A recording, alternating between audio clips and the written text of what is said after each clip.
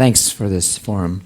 Even though the governor or president may not be overthrown or taken over, couldn't the rules be changed? Is it too idealistic to have a level playing field so there isn't nepotism, there isn't conflict of interest allowed? That the rules be very well presented so that everyone would be aware that such transgressions have been occurring and would continue occurring.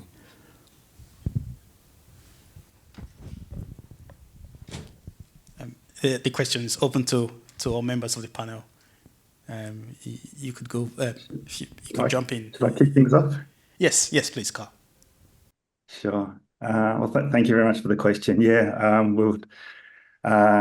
we'd all love that if there could be a level playing field. I think what you've seen in the film is just a very small snapshot of the culture of impunity that exists across the Philippines and has existed for decades. What we saw with President Duterte's drug war was a very extreme example of that. But essentially, the drug war, just really ripped the scab off this huge sore that's been existing for decades. This battle to level the playing field has been going on since the people power revolution that eventually overthrew, the Marcos dictatorship in '86. And there's an incredibly strong network of people in the Philippines, such as Tata, and Bobby, but all across the Philippines who are working to level the playing field.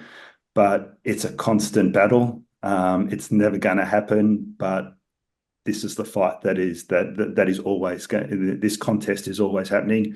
In one sense, the Philippines does have, it is a democracy, or with all its failings, but it is a democracy. It does have some space for activist groups, for grassroots opposition. At the same time, it is one of the most dangerous countries in the world to be a land defender. It's one of the most dangerous countries in the world to be a journalist. So, yeah, I don't think there is going to be a level playing field, but there are certainly people trying to make that happen.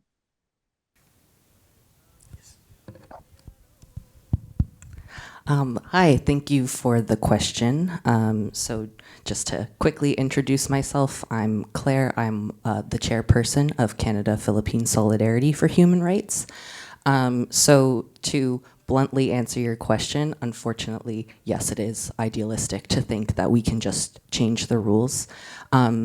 Reform does have an important role to play in terms of meeting the immediate needs of the people of the Philippines to, have some change that gives them at least recourse to address the issues of exploitation on their lands. But the fact of the matter is that legal reform through, in the Philippines or even in Canada through these different companies that are going into the Philippines and extracting their resources with impunity like we saw, that only addresses the surface. It doesn't get to the root of the cause, which is that the Philippines is really at the service of US imperialists, so these global capitalists who are going into the country and taking what they can for their own profit. And so the root of that issue and the solution to that issue is to address those root causes of that. And to do that, you need to have systems change, not just a reform. So like I said, reform is an important piece. We shouldn't overlook it, but we also shouldn't fool ourselves that that is the ultimate solution.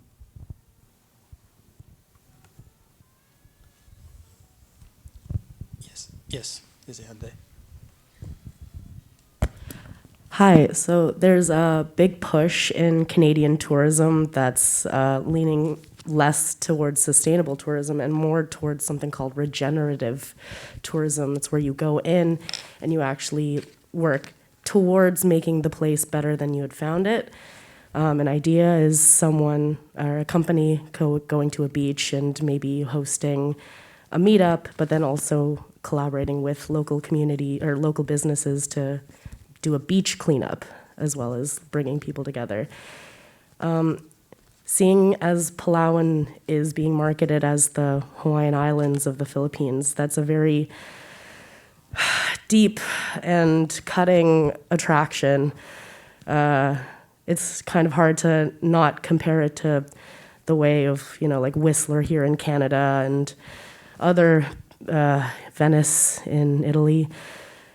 When you know it's coming, is there a way that you can sort of collaborate with the tourism groups to be more just adamant on ecotourism and regenerative and sustainable tourism, and more around education, cultural education, outdoor education, that sort of brings the two worlds that are going to meet, sort of alleviate some of the tension.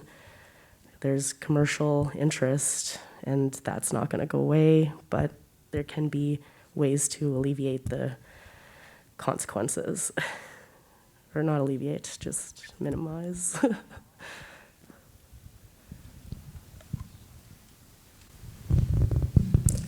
Looking up, should I have a quick go at that, or how do we? Should I answer that? Sure. I think there was a question there, right? Yeah. Please go ahead, Karl. Yeah, look, very quickly, it's a very hard one for me to answer because I find it very difficult to talk about tourism in Palawan. Have beach cleanups on resorts or the beaches of El Nido. My immediate question is, what resorts are those tourists who are cleaning up the beaches staying at? Where's the wood for those resorts? Where are they coming from? Collaborations with the tourism industry, which powers invested interests actually control the tourism industry.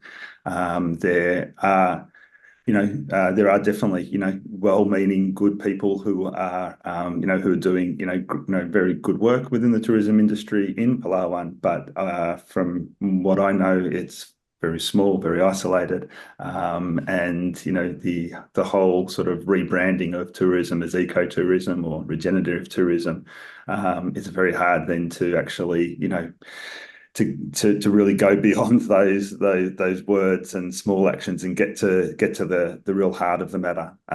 So I find that I don't have easy answers to that one. I have a comment on that. First of all, Karl, I'm really happy to connect with you and Tata. My compliments. It's an incredible, powerful film. It's like a symbolic stories of gigantic heroes. So thank you for doing it. My comment, referring to your question and also her comment, is I think the situation is even more complicated than that, because for sure we're dealing with superpowers, and they're going around the world plundering resources and making money. But let's not forget that we also have hundreds of millions of tourists who want exactly that, okay? In the US, in Europe, China, Middle East, we have millions of tourists who want that kind of tourism and don't care absolutely about, or they don't know. So it's really complicated because we have to deal with changes in the system, yes, holding superpowers accountable for what they do and don't do, yes, but there's also a bigger problem that involves billions of people and tourists around the world who don't care, are not educated, and want that kind of tourism. How do we change that? I don't know, but I'm just saying that the problem is even bigger than it looks like. I'm sure Tata would like to respond to that. I think we just allow him to jump in. Yes, Tata.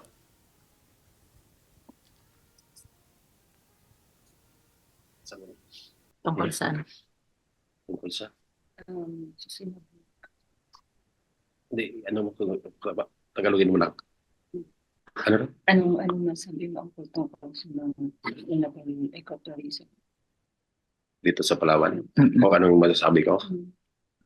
Kung Laksan. Okay lang, okay lang naman. Mayroon pa ring maganda rin naman yung iba. Explain mo na, Kit. He said it's okay. Some are still are doing good.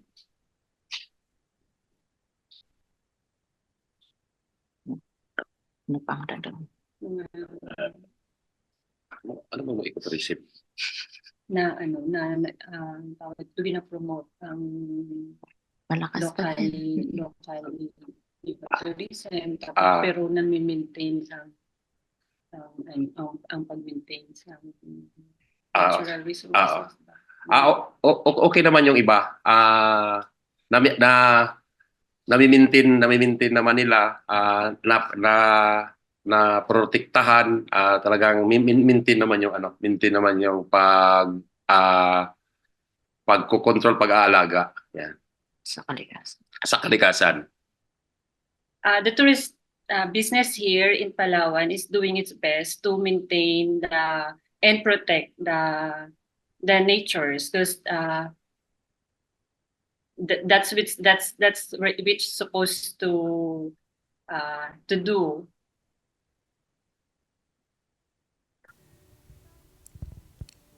Thank you. Luthfi? Yeah, sorry, can everyone hear me? Yeah, I just want to introduce myself. I'm Luthfi. I'm with the International Coalition for Human Rights in the Philippines. And yeah, I think all my fellow panelists have made very good comments about this issue. I just want to highlight also one more dimension that also showed up in the movie. And it also became apparent to me with the comparison to Hawaii is the way it affects the indigenous communities in Palawan. We saw a snippet of how the Tagbanwa indigenous people talked about these companies and maybe foreign landlords trying to grab indigenous lands. And when the government made the comparison with Hawaii, it also I could see the comparison, but in a way, in Hawaii, how tourism has affected Hawaii, it's a lot of the native Hawaiians being priced out of their homes, their resources being maybe they're not getting the resources because they're being prioritized for the tourists. So yeah, I definitely agree with Andrea. It's really a much bigger problem, and I think at the level of what you said about ecotourism, I also don't really have faith in how effective that will be as long as it's being driven by corporations and not the people and the communities themselves. And yeah, I think maybe just on a more macro level, we really need to maybe reevaluate and just rethink about our relationship to tourism. And that's definitely a hard problem. That's basically, it's we're trying to change everyone's minds. So yeah, I think it's just we need to do a lot of education work, a lot of maybe cultural work, things like that to help just reframe our relationship to tourism. And maybe also just on the note of tourism, and I'm also unfortunately not very familiar with the regenerative tourism and ecotourism, but I do know that when your economy relies on tourism, that means that your economy is not doing something productive for the people who live there locally, and so you're really relying on outside foreigners to come in and provide money for your economy. And that we see that as we already talked about with Hawaii, where the more your economy relies on tourism, the further dependent on tourism you become, and you're less able to build your own economy. And so yeah, it's a very deep issue, and that's why it's really important to, when we're thinking about solutions, have those get at the root of the problem, which is we need to be asking ourselves, why don't the Filipino people control their own natural resources?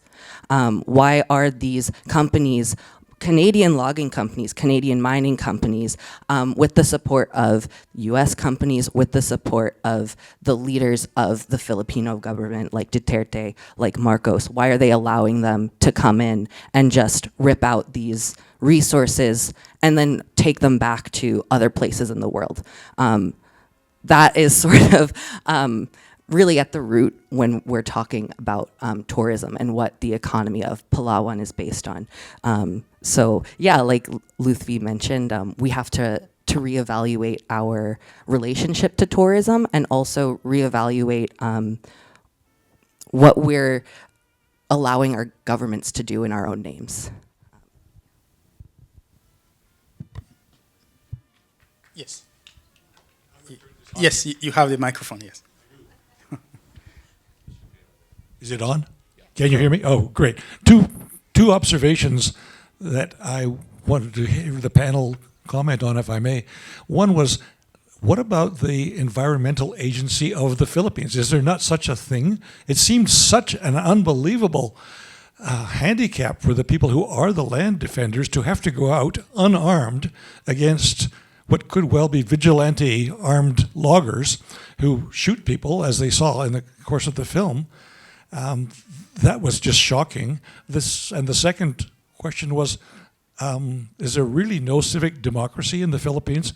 Because we could see that Duterte put his blood-stained fingers on the scale to make sure that the mayor of this little town was ousted because she was supporting the land defenders, and someone who doubtless, well, she obviously secured her victory by bribing people.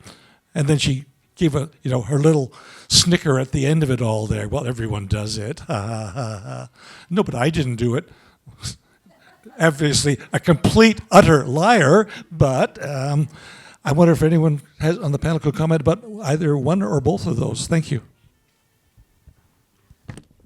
Quick comment about the first one. In my experience, I've been working in environmental protection all over the world, and sadly, environmental agencies, law enforcement agencies related to the environment are usually the most underfunded in every single country. So that's a chronic problem. I'm sorry. Sadly, I see everywhere. Latin America, Africa, Asia. They just keep them small and effective. Full of really good people, but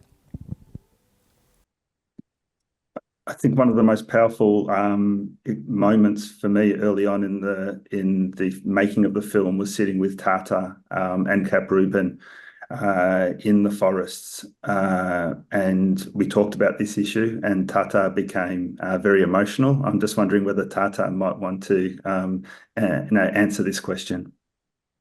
Tata, what do you think about the Environment Department, and the government's ability to protect the forests? Why are you doing this work?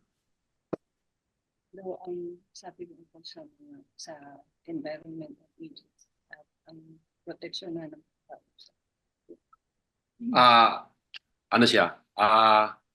Kulang yung kanilang pagre-responde sa mga area kung may mga nagre-report na may mga illegal logging, illegal activities sa mga area. Kulang yung kanilang pagresponde kasi yung mga like DNR, BIPAR, palaging nasa opisina lang sila. Halos hindi sila nagpipild kaya hindi nila nakikita kung ano yung nangyayari sa kabundukan at saka sa karagatan. Kaya yun ang isang problema dito sa Palawan sa mga law enforcement agency, sa mga ahensya ng ating gobyerno dito sa Palawan. He said that one of the problems here in Palawan is some of these government agencies like the Bureau of Fisheries and then the National Department of Environment and National Resources, they mostly sit on their offices and then they don't go out on the field and they cannot see what's really happening outside, like in the field. So the respond to the issues are late, and then it's not enough to give responses, especially if there's a need of help. Kaya yung kanilang mga trabaho, dapat sila yung nagtatrabaho pero wala na kaming magagawa dahil kami yung apektado. Kaya kami na yung gumagawa sa kanilang mga trabaho. It's supposed to be their work, but since they are really affected, so they don't have the choice, but in behalf of them, they have also to do their part. Yun yung isang problema dito sa Palawan. Kaya kulang yung pag-i-enforce, panghuli. Dapat na doon pa lang matigil na. Kaya yun ang problema sa mga ahensya dito sa Palawan, like sa DNR o BIPAR, kasi hindi sila halos lumalabas para mag-iikot, mag-monitor, maglalagay ng mga tao para mag-monitor para matigil yung mga trabaho sa pag-illegal dito sa Palawan. So that's the main problem here is these people in environmental offices it needs them to go out and monitor what's going on in the field, and so it will stop the problem, the illegal activities here in Palawan. Yeah.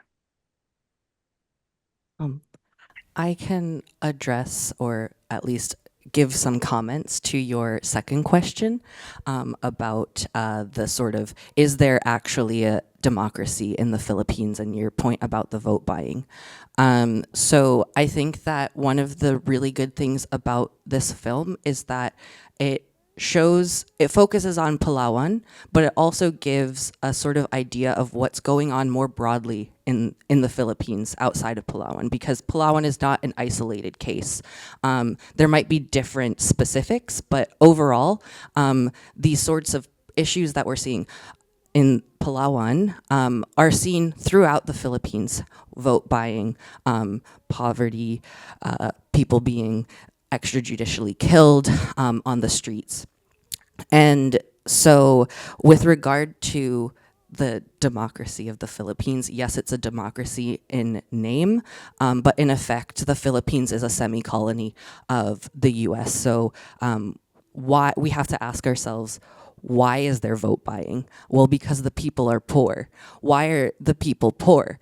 Because they're being exploited by these foreign governments who are coming in and, like I said, taking up their resources for their own personal use and not for the use of the people that actually live in that country. So I think, again, this is a deeper issue than just what we see on the surface.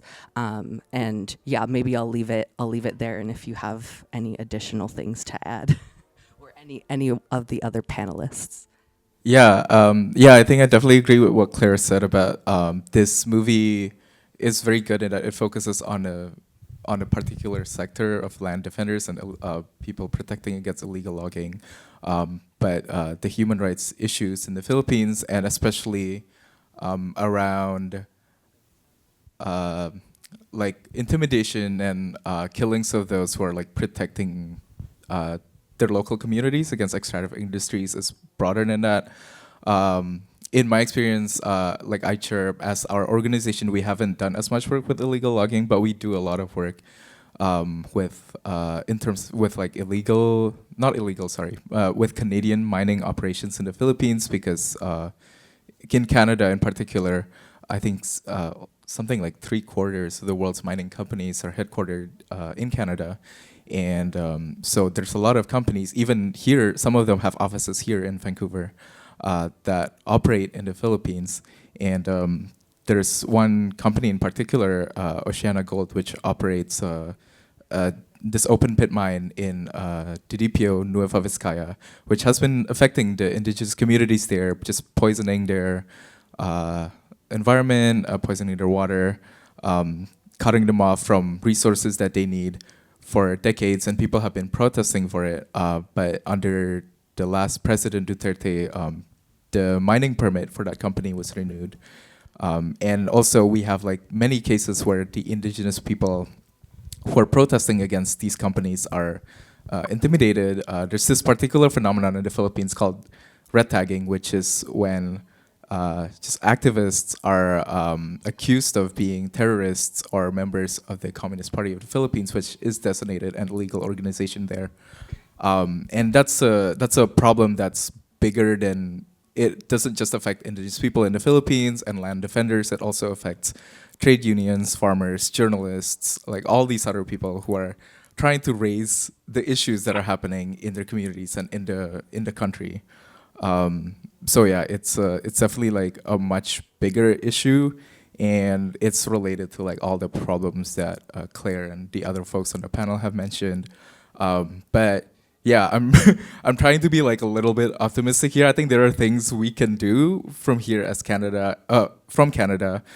You know, there are people in the Philippines who are activist groups and just like grassroots groups who are trying to bring light to these problems and enact change. And I think there are ways we can support them from here, just link them to the issues and of people in Canada. Like one thing that iChirp does is we actually facilitate relationships between some trade unions in Canada to like labor unions in the Philippines. And yeah, we try to conduct like solidarity tours and try to see that the issues in the Philippines are connected to some of the ones workers are facing here. That's just an example. So yeah, that's just like one way we can help from here. I'll just very quickly add, because I love that note of hope and optimism there, because you know it is as bleak and bad as everyone has just discussed. But at the same time, aside from activist groups, you know, there are journalists, you know, there are people like Tata, you know, who are working on the ground. There, you know, in terms of civil society, there is a civil society in the Philippines. They're incredibly strong, brave, courageous people doing incredibly great work. If they can get some extra support, there is the opportunity for them to do great things. And, you know, there are very brave, strong people doing incredible work there. Yeah, you know, later on, you know, people can check out, you know, the PNI's Facebook page, see what they're continuing to do. You know, that's Bobby Chan's, you know, Palawan network that you watched. There's also, you know, the Save Palawan movement, you know, which can go onto their Facebook page. You know, that one of the key figures in there is a woman called Attorney Jyoti Mayo Anda, who runs this environmental legal centre out of Puerto Princesa, near where Tata is today. And she's going down with her paralegals, working with the Indigenous communities, trying to give them representation to fight against the mining.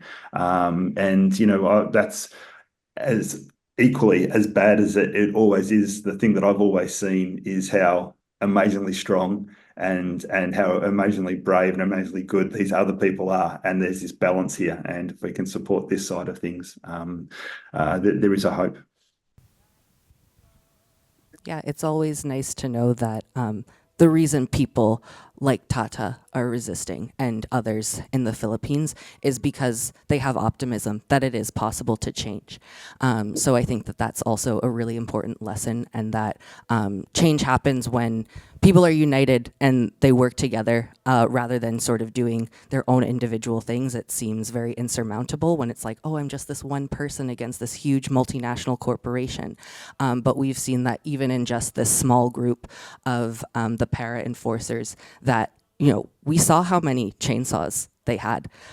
So yeah, there is power in collective action, and that's something that we should remember. Okay, let's take more questions and comments from the audience.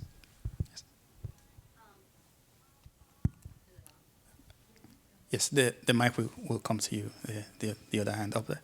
So first I wanted to say that some of these problems that are facing the Philippines and the corruption, they're not unique to the Philippines. Those are things that are happening all over the world and have been since probably time immemorial. Malcolm X, Nelson Mandela, all kinds of those people were considered terrorists by the government, and now we revere those people as heroes. So that's relative. My question or questions are, in the film, it was obvious that a lot of the people sort of on the ground doing some of the illegal activities were doing it in order to feed their families. Are there other ways that people can make money as far as this whole idea of the collective I know it's very tricky and there's no obvious solutions, but ideas where you can kind of have some sort of economy when you remove tourism where people are able to, at the very minimum, have basic needs met. I know back in the day with the rainforest, there was this idea of people buying land to prevent illegal, loggers from coming in and doing what they want in the forests. Are there ways where an NGO or something can empower people to have like a land collective where people somehow stand together and say this area is protected, we're not going to allow this in this area, and that would have any sort of, I guess, deterrent for the companies that come in and do this illegal logging? So both of those questions. Thank you. People such as Bobby Chan and Jyotirmaya Anda are indeed trying to protect the indigenous land rights that already exist, and there are laws in place. As Bobby, to quote Bobby, he says, all the laws are already in place in the Philippines. We don't need more laws. We just need to enforce the laws that we've got. And they so. In terms of what can NGOs do? So there are people trying to do this. The Save Palawan movement, PNNI. It's I'd also like to hear Tata's viewpoint on this. But you might have seen at the end of the film, there's Tata confronting one of the illegal loggers. And we sort of cut down to their feet, and they've both got their splayed toes, showing that they both walk the forests. They come from the same earth. They come from the same communities, working, living in these areas. Tata made his choice. This logger also made his choice, and. Cap Rubin's daughter made this incredibly powerful speech. Unfortunately, it didn't make it into the film, but when she spoke at Cap's funeral, and the two loggers have been arrested. The two loggers accused of murdering Cap have been arrested. So we know who they are, where they come from. And Sheila, Cap's daughter, made the point. She said, "You had a choice. We all come from here. We're all facing the same battles." That's not to say that that there aren't issues, of course, with deep entrenched issues of poverty forcing people to do things. But Sheila said those two murderers had a choice.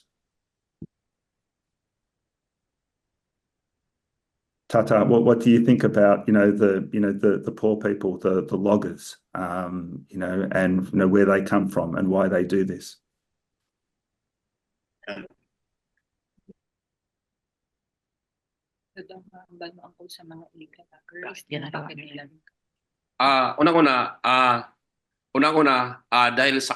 Dahil hindi po nila alam yung mga batas sa kung paano maging legal. Na pwede naman kumuha ng permit o mga papel para maging legal. Pangalawa, sa kahirapan. Pangtatlo, ginagamit sila ng mga kapitalista o mga politiko para sila, kasi karamihan sa mga illegal logger, mga mahihirap din. Pero may mga financier sila na mga big time na mga mayayaman, mga kapitalista, either yung iba, mga politiko, na mga negosyante rin dito sa Palawan. Firstly, these loggers are unaware of the laws that to be legally work on the field, you have to secure permits and documents. And second of the reason is because these loggers are also poor. And then third, they are being used by big people like the businessmen, like the politicians. Yan yung isang problema dito sa Palawan, kasi yung mga illegal logger, sila yung mga ginagamit ng mga kapitalista para ililinisin yung mga lugar na doon sa para maging gagawin ng mga resort, para sila yung palaging naka-front kasi kulang yung pagtuturo sa kanila ng mga ahensya na angkop dito. Gaya ng DNR, dapat ay titrain sila, kaya kulang. Kaya minsan dati kami tinuturo din namin sa kanila na ito bawal yung mga ganitong gagawin. These loggers are being used by these businessmen and the politicians to clear out the ground for business purposes. So offices like the DNR, the Natural Resources Office, they should be the one to inform the people on the ground on how to protect and be informed by the law. So that's why, like him as paralegals, they also inform the people. Kagaya na lang sa isang mining. Ang mining control siya sa unang-una control siya ng mga katutubo. Pero ang katutubo pinaghahati-hati na yun ng mga kapitalista, ng mga politiko para ma-approve yung isang mining. Pinag-aaway sila. Kaya yung isang problema dito sa Palawan, kaya natutuloy yung mining dahil nga doon sa ang mga tao na nakapalibot doon ng mga katutubo, sila mismo pinag-away-away na ng mga politiko o mga kapitalista para maituloy lang yung pagbamina. For example, like for example, the mining was controlled before by the tribal community, but then these business people are trying to do their best to make these indigenous people have conflict from one another, so they will not be united to their in protecting their own land. So some of them are being paid, and some are still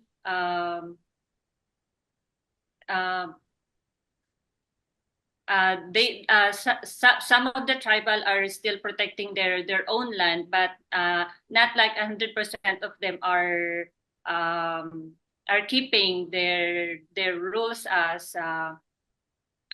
to keep their land. So that's why the mining are being pushed now. Kasi ang ahensya naman palagi nilang kinakampihan yung mga kapitalista kasi dito sa mahirap wala silang makukuha. Kaya yung isang mga problema doon sa mga nagtatrabaho sa gobyerno kasi palagi nilang kinakampihan yung mga mayaman. Kaya yung mga mahirap talagang wala, parang hindi nila kinakampihan. Kaya papatuloy yung pagdidistract kung anong nangyayari dito sa Palawan.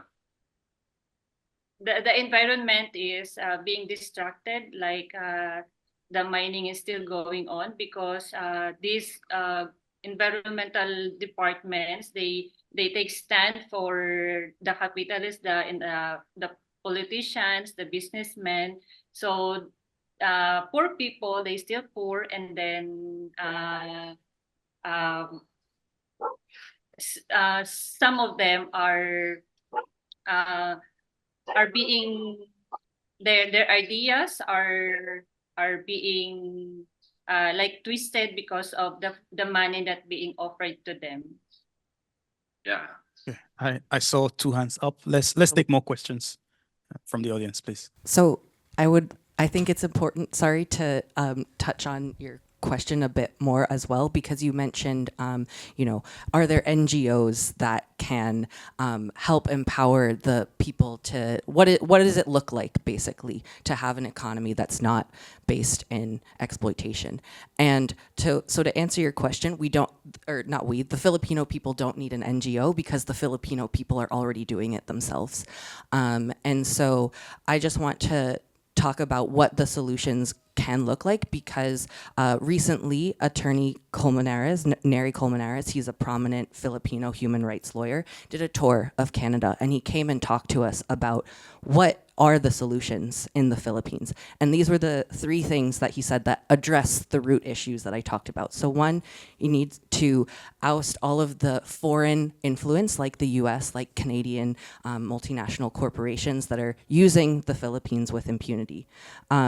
Then you also need to have a government that is actually governed by the Filipino people for the interests of the Filipinos, not these bureaucrat capitalists like Duterte, like Marcos, who are just using the government to enrich themselves. So that's the second thing. And then the third thing is to address the systematic landlessness. And we didn't see, it's not as prominently talked about in the movie, but we do see it, where landlessness is rampant, where a very small portion of people own all of the land, like the Marcoses, like the Dutertes. And so we saw how in the movie, people were saying, oh, these forests are being cleared to make plantations. Well, someone owns these plantations, and then they have farm workers, poor peasants coming to till the land for, basically nothing. They're not living wages by any means. And so this also gets then into your first question about the terrorist listings and things like that. So the National Democratic Front of the Philippines, they are the revolutionary government that is currently potentially restarting peace talks with the Philippines, because there is a civil war going on in the Philippines. And so the NDFP has a whole program listed out of what the solutions are and what a people's government would look like. And so the NDFP is viewed as a terrorist because they're calling for revolutionary change, systems change that address the things that Marcos, that Duterte are afraid of, because it takes away their power, and it takes away all of the benefits that they reap from exploiting their own people. And so you can go on to ndfp.org. There's a website. They have a website, and you can read their program. And so when we're talking about things like, activists, revolutionaries being labeled terrorists by their own government, I think it's important that we ask, who really is the terrorist? Is it the people who, like Tata, like Cap, like Bobby, who are calling out their own government because they're not able to provide for their own people? They're not the terrorists. The terrorist is the government. The terrorists are US imperialists who are going in, and they don't care that they're exploiting the people with impunity. So we need to be very clear about who really is the terrorist. And so yes, it's the Marcoses, the Dutertes, the Trudeaus, the Bidens. Those are the terrorists. So I just think it's important to be clear about that. Thank you for that moral clarity. And this is about the much we can take. We'd like to once again thank Andrea, Luthfi, Clair, Karl, and Tata for this very wonderful session.